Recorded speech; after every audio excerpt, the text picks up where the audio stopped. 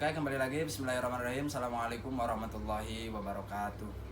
Alhamdulillah, alhamdulillahirabbil alamin, wa bihi nasta'in wa ala umuri dunya waddin wa ala alihi wa sahbihi ajmain. Puji syukur kita panjatkan kehadirat Allah Subhanahu wa taala. Shalawat beserta salam semoga tercurah limpah kepada Nabi Muhammad sallallahu alaihi wasallam. Tak lupa kepada keluarganya, pada sahabatnya, tabiin tabiatnya, dan semoga kita selaku umatnya mendapatkan syafaat kelak di akhirat. Amin ya Allah ya rabbal alamin. Oke, selamat siang atau selamat pagi boleh, bagi yang menontonnya pagi atau siang atau malam boleh. Selamat bergabung lagi kepada kelas 5 5A, B, C, dan D. Kita melanjutkan di video ini yaitu Khalifah Ali bin Abi Thalib, yang mana kemarin kita sudah membahas yaitu Khalifah Utsman bin Affan sudah selesai. Kita sekarang lanjut ke Khalifah Ali bin Abi Thalib. Dibuka halaman 146. Sebagaimana bahwa kita membahas hari ini adalah riwayat hidup Ali bin Abi Thalib. Nah, Ali bin Abi Thalib ini yaitu dilahirkan di Mekah pada tahun 600 Masehi. Nah, ia adalah seorang anak paman Nabi Muhammad yaitu dari Abu Thalib. Nah, sebagaimana Ali juga ini sangat berjasa bagi perjuangan Islam pada zaman itu. Nah, sehingga Ali itu selalu berusaha melindungi Nabi Muhammad SAW. Nah, dari sekian banyak perjalanan kita kupas dulu bagaimana riwayat hidup Ali bin Abi Thalib. Nah, kita lihat Abu Thalib itu adalah adik kandung dari ayah Nabi Muhammad, yaitu Abdullah bin Abdul Muthalib. Nah, ketika lahir, Ali itu sebenarnya diberi namanya itu adalah Haidar oleh ibunya, yaitu siapa? Fatimah binti As'ad bin Hashim bin Abdul Manaf. Namun ketika itu diganti oleh ayahnya, oleh Abu Thalib, yaitu namanya jadi Ali. Nah, jadi nama pertama Ali itu adalah Haidar, diganti jadi Ali, sehingga kalau kepanjangannya Ali bin Abi Thalib. Nah, itu nama keturunannya. Oke, lanjut. Ibunya Fatimah. Ali juga ketika berusia 6 tahun yaitu diangkat oleh Nabi Muhammad menjadi anak asuh. Pada waktu itu Nabi Muhammad diangkat oleh ketika Nabi Muhammad diangkat sebagai Rasul, ia baru usia 8 tahun. Jadi Nabi ketika diangkat sebagai Rasul itu pada usia berapa? Masih ingat? Pada usia 40 tahun. Nabi diangkat sebagai Rasul, di mana turun wahyu pertama di Gua Hira, itu menerima wahyu. Nah, di situ posisi Ali itu usianya 8 tahun. Nah, dan Ali ini walaupun masih kecil, dia itu adalah orang kedua setelah Khadijah yang mempercayai kerasulan Nabi. Percaya Ali ini. Ali ini selalu mentaati setiap perintah Nabi Muhammad. Ali juga banyak menyaksikan peristiwa-peristiwa wahyu yang turun kepada Nabi Muhammad. Nah, sehingga ia banyak menimba rahasia ilmu ketuhanan sebagai persoalan keagamaan. Nah, ketika Nabi Muhammad juga mau hijrah ke Madinah, posisi itu sudah dikepung oleh penduduk Mekah. Nabi Muhammad ingin dibunuh, mau dibunuh sudah direncana, tapi di situ Ali menjadi fido atau tebusan bagi Nabi Muhammad, yaitu menjadi taruhan, yang mana Nabi Muhammad di situ menjadi pengganti Rasul di tempat tidurnya. Nah, ketika Nabi Muhammad keluar dari rumahnya, posisi itu Ali bin Abi Thalib mendiami tempat tidurnya, dan pas ketika Nabi keluar sampai menemui Abu Bakar, hijrah ke Madinah, dan di situ tidak langsung ke Madinah, tapi diam dulu di Gua Tsur. Nah, pas dibuka, orang-orang Quraisy pun tersentak kaget karena yang dilihat adalah Ali bin Abi Thalib, tidak ada Nabi Muhammad. Dan Ali pun mampu mengerjakan tugas yang penuh resiko itu dengan baik. Dengan cara itulah Nabi Muhammad dan Abu Bakar Siddiq berhasil meninggalkan kota Mekah dari kepungan-kepungan orang-orang Quraisy. Nah, setahun setelah hijrah, Nabi Muhammad pun akhirnya mengawinkan atau menikahkan Ali bin Abi Thalib ini bersama kepada anaknya yaitu Fatimah Az-Zahra. Beliau Fatimah ini adalah putri kesayangan Nabi Muhammad, dinikahkanlah kepada Ali bin Abi Thalib. Nah, akan tetapi Ali ini tidak berani melamar Fatimah. Kenapa demikian? Karena Ali ini adalah seorang yang sederhana lah, bisa dibilang katakan begitu, miskin kalau sederhana lah. Tapi Muhammad ini memberi dorongan, Nabi Muhammad ini kepada Ali supaya mempersiapkan menjelang pernikahannya. Dan di situ Ali pun kemudian menjual baju besinya seharga 500 dirham atau kurang lebih 10 gram emas ya. Kalau 10 gram emas itu kan lumayan juga. Jadi Ali ini mengajarkan kepada kita bahwa untuk menikah itu tidak perlu yang mewah-mewah, tapi yang penting mampu ya.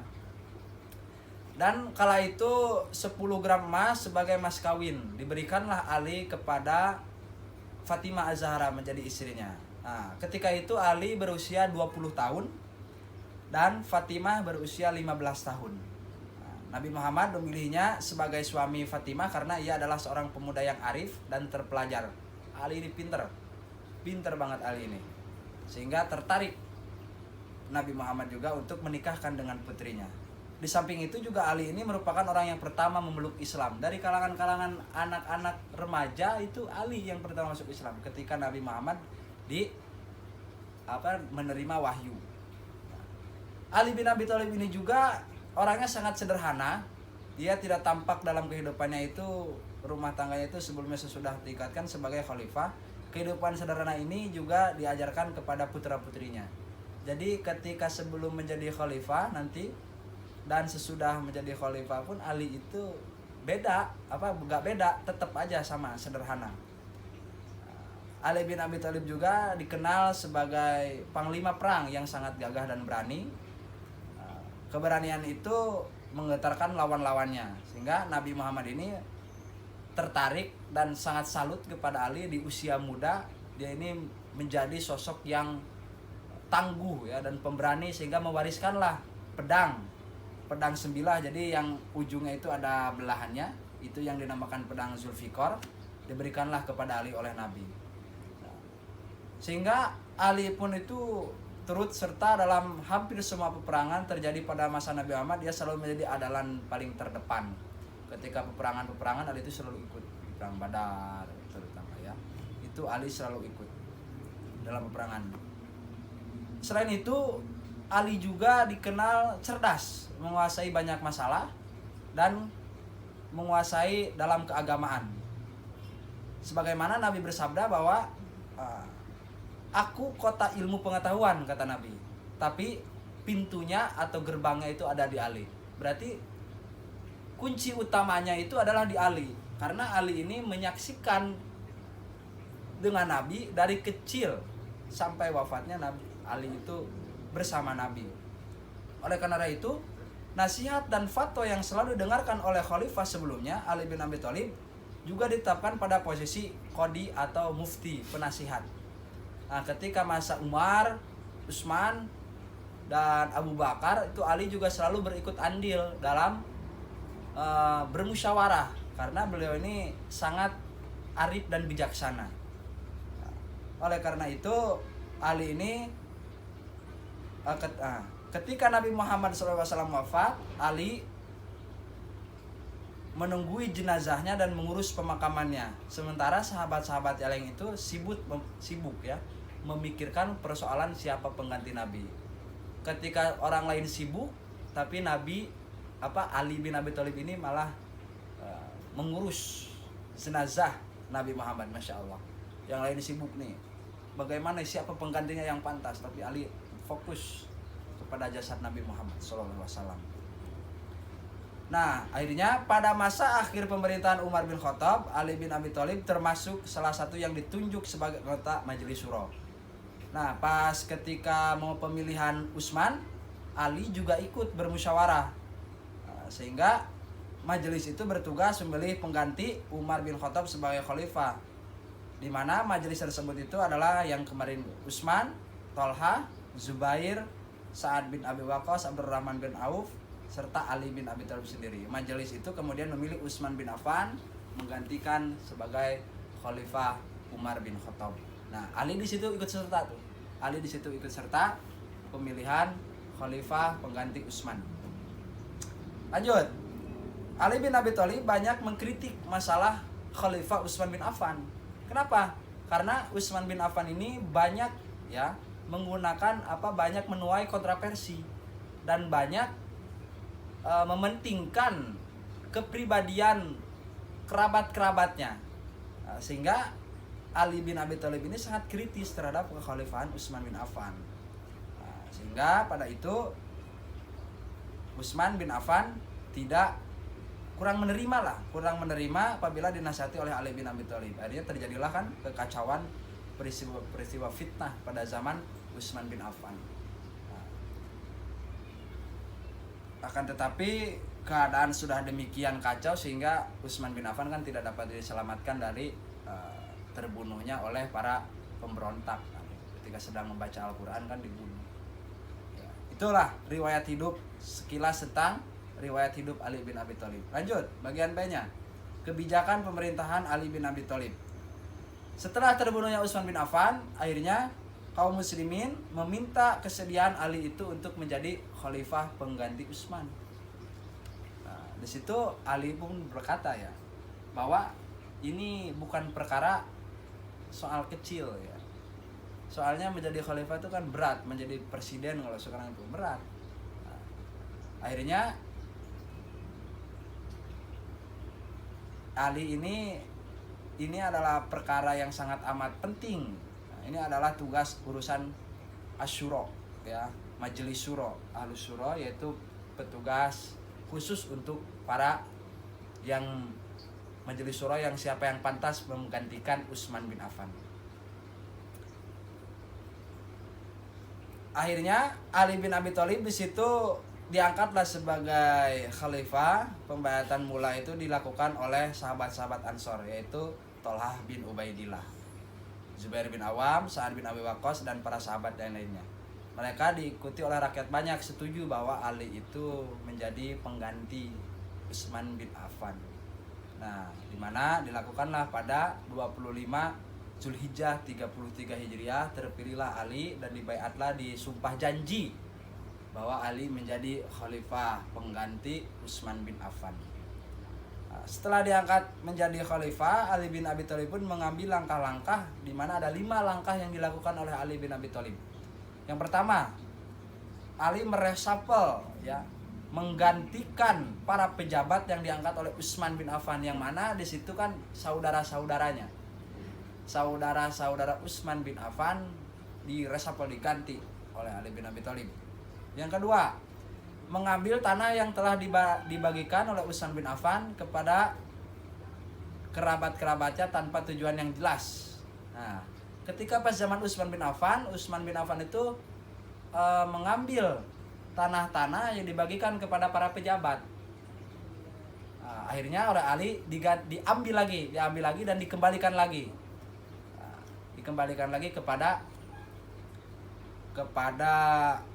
masyarakat. Terus 3, memberikan tunjangan kepada kaum muslimin yang diambil dari Baitul Mal. Nah, jadi kalau sekarang itu bansos ya, bantuan sosial kepada para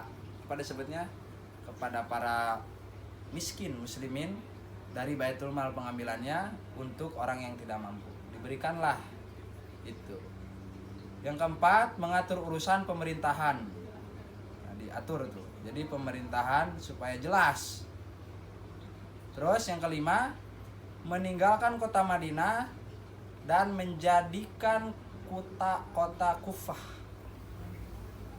Jadi Kufah ini dijadikan oleh Ali bin Abi Thalib itu untuk menjadi pusat pemerintahan. Jadi tidak lagi di Madinah, melainkan di Kufah.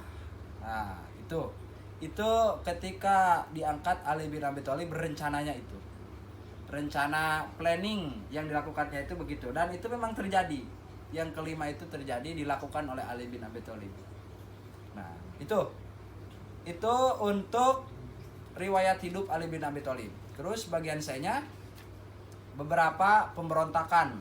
Nah, sehingga pada itu dilihat bagian C-nya pemberontakan, masa pemberontakan.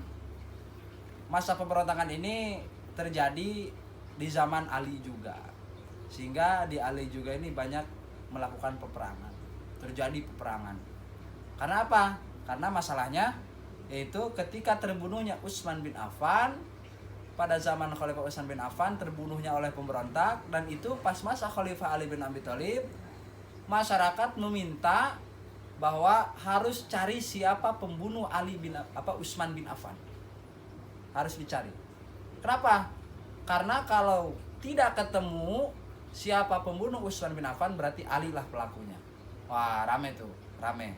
Sehingga di situ tidak mudah bagi Ali untuk menentukan itu, untuk mencari itu. Sehingga ketika keadaan itu dilontarkan oleh masyarakat, beberapa itu pemberontak datang kepada Ali juga. Akhirnya pemberontak pun datang kepada Ali juga. Dimana pemberontakannya itu sangat banyak. Ada 3 pemberontakan di sini. Ya. Oke, nanti kita lanjut di bagian 2 ya, untuk bagian pemberontakannya, yaitu untuk bagian di mana Khalifah Ali bin Abi Thalib ini mengalami pemberontakan yang sangat hebat ya, pada masa itu. Oke, itu yang dapat disampaikan. Mudah-mudahan bermanfaat. Sampai ketemu di bagian keduanya ya, video selanjutnya. Terima kasih. Wassalamualaikum warahmatullahi wabarakatuh.